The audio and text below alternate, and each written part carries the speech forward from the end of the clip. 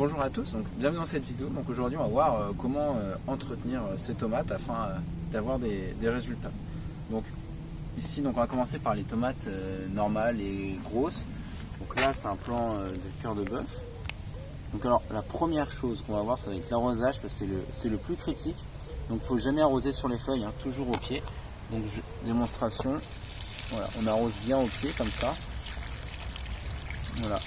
Et l'intérêt d'avoir fait une cuvette, c'est que maintenant toute l'eau reste au pied et ça se disperse pas dans tout le jardin. Voilà. C'est beaucoup plus en entretien et c'est plus efficace. Ok, ça c'est l'arrosage. Ensuite au niveau des gourmands, là on est sur la grosse tomate. Donc les gourmands, faut les enlever. Genre, on en laisse quelques-uns quand ils sont trop gros. Donc là celui-là il est trop gros, on le laisse parce qu'il y a toujours des oublis, mais celui-là on va l'enlever. Sur des grosses tomates, il faut éviter que ça devienne un buisson parce que ça va fatiguer le plant. On verra après sur les tomates cerises où c'est complètement autre chose. Alors du coup, qu'est-ce que sont les gourmands? En fait, les gourmands, c'est des tiges qui vont pousser entre les feuilles et les tiges. Et en fait, ça va faire des nouvelles branches. Donc là, on voit très bien. Là, ici, on a une feuille. On a la tige principale qui est partie par là. Et là, vous avez une nouvelle tige qui pousse. Donc ça permet de faire des nouvelles feuilles et des nouvelles fleurs. Par exemple, ici, là, vous avez deux tiges. Une qui part par là, une qui part par là. Vous avez des nouvelles fleurs sur celle-là et des nouvelles fleurs sur celle-là. Donc il y a entre guillemets 2 fois plus de fleurs, mais sur des grosses tomates, s'il y en a trop, le plant va s'épuiser. Donc laissez des gourmands, n'en laissez pas trop, coupez-en quelques-uns. Et si vous faites rien, on va voir sur les tomates cerises, vous allez voir même des gourmands qui vont partir de tout en bas.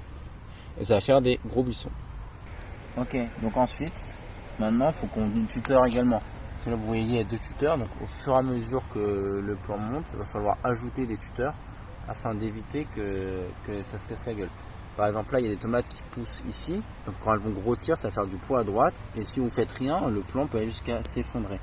Donc je vais vous donner l'exemple avec un plant où il y a des plus grosses tomates.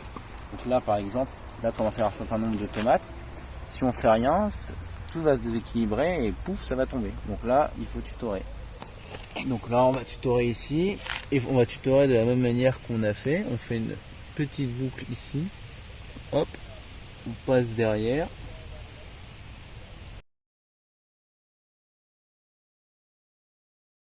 Et ensuite là, hop, on va serrer, hop, en tournant,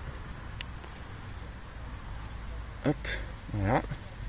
Et là on va venir faire pareil de l'autre côté. Et voilà. Et là maintenant, quand le plant va pousser, le tuteur va monter.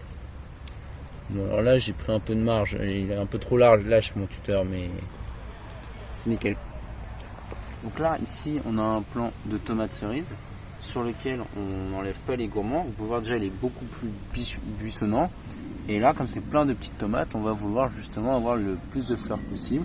Donc là, on laisse les gourmands. Donc là, il est très beau celui-là. Vous voyez bien la tige principale qui continue et le gourmand qui sort. Voilà. Et après, ça nous permet vraiment, au niveau des tomates cerises, d'avoir une meilleure récolte. Alors après, même sur les tomates cerises, il y en a qui ne coupent pas, mais moi je conseille qu'ils les coupent. Mais moi, sur les tomates cerises, je conseille de les laisser parce que comme c'est des petites tomates, le plant peut en faire une quantité quasi limitée. Plus limitée par les fleurs que par les fruits en eux-mêmes. Contrairement au gros. Voilà.